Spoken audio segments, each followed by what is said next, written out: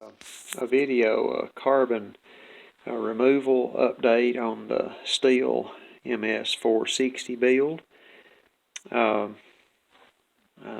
note of interest, this is a 2010 model. For those of you that are interested, I have set the flywheel on there. It's not permanent. We'll go over that. That's a poly flywheel, and I've got the nut on it, but we'll talk about some details about that. I wanted to show you the results of the carbon removal. Here's the top of our piston. There we see the S and the number 22. I get it to focus. There we go. And the arrow pointing to the exhaust port. The bottom series of numbers, it's kind of a cluster, I believe is the casting die mark at Stihl, or whoever made this for Stihl, to differentiate between the dies. They obviously have more than one. So there's the piston cleaned up nicely, and I did use a little bit of Scotch-Brite pad, but as you can see, we can still see the rings in the piston. Get it to focus. There we go. Looks like a big old fingerprint. Alright, and we'll show you the inside of the combustion chamber as well. Got some pretty good light going down in there. And those are casting marks in the combustion chamber itself, and it is polished almost. It's very, very clean. And again, some light Scotch-Brite. And of course, there's the bore. Looks very well. We took several measurements, exhaust port, inside, outside. We also polished the exhaust port. Did not change the dimensions of the exhaust port, however.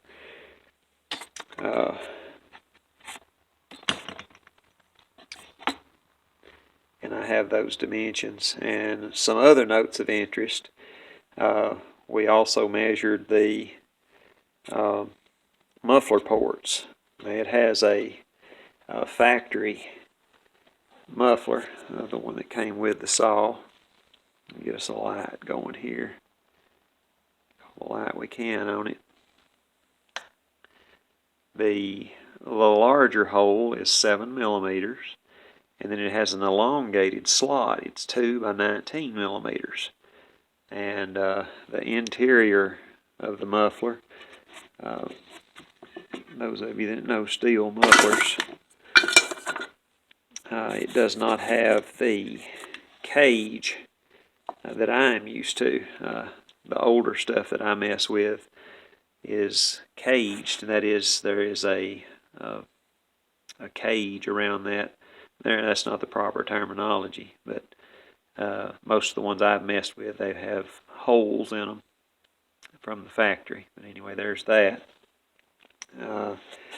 Another thing that I found extremely interesting is the exhaust port angle. You notice the cylinder bolts. The angle of the exhaust port, it comes out at whatever angle that is, somewhere around 20 degrees, 15 to 20 degrees, I guess, in relation to the exhaust bolts, or the cylinder bolts, excuse me. Found that pretty interesting. So there's some serious swirl going on right there. Some of these measurements, the windows and the piston, they are 7 millimeters at the top, 6 millimeters wide at the bottom, and then they're 12 millimeters tall. And these are the windows of the piston that I'm talking about. So we measured those. The exhaust interior, incidentally, also is 12 millimeters high, the same as the height of the windows and the piston. I found that interesting. And we're 29 millimeters wide, and I'm referring to inside of here. And then the exterior of the exhaust port, 18 millimeters tall, 29 millimeters wide. And we've already talked about the muffler ports. Some more information. I've already told you it's a 2010 model. And this particular one is a second gen, that it is an MS460, and all these numbers here are from my personal Stihl literature. The 046 all the way down through the 461 are all 4.7 cubic inches and 76.5 cc's. The 046 and MS460 were both rated at 6.03 brake horsepower. The MS461, 6 brake horsepower.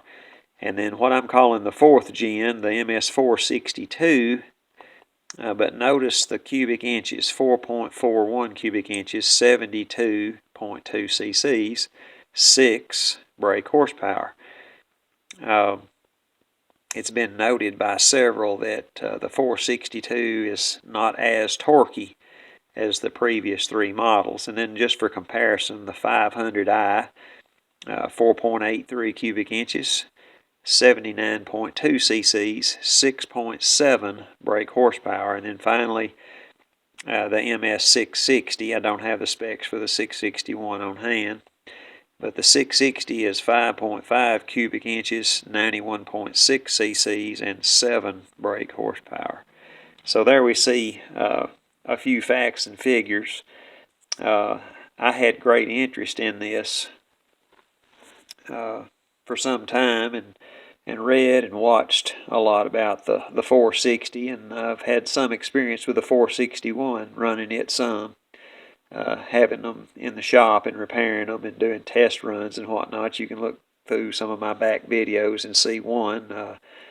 Client JK, I did a test run with it, but very excited about this. About to have all my parts together, so we'll continue with the assembly, but the STP Super Concentrated Fuel Injector Cleaner, if you're cleaning up carbon, I think I let this set about 4 or 5 days, and it softened it up to the point that it almost looked like maybe burn-on motor oil, which it probably is. That's actually what it is. It's carbon. Anyway, softened it right up, and it cleaned up nicely, in my opinion. And we've got her polished and cleaned up nicely.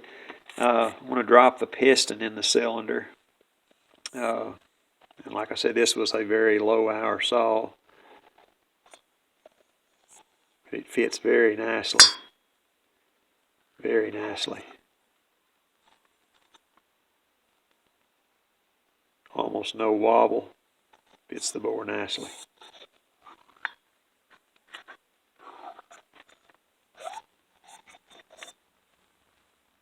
All right. Hope you're enjoying this series of build, and the data there may or may not be useful to you or even interesting, but thank you for watching.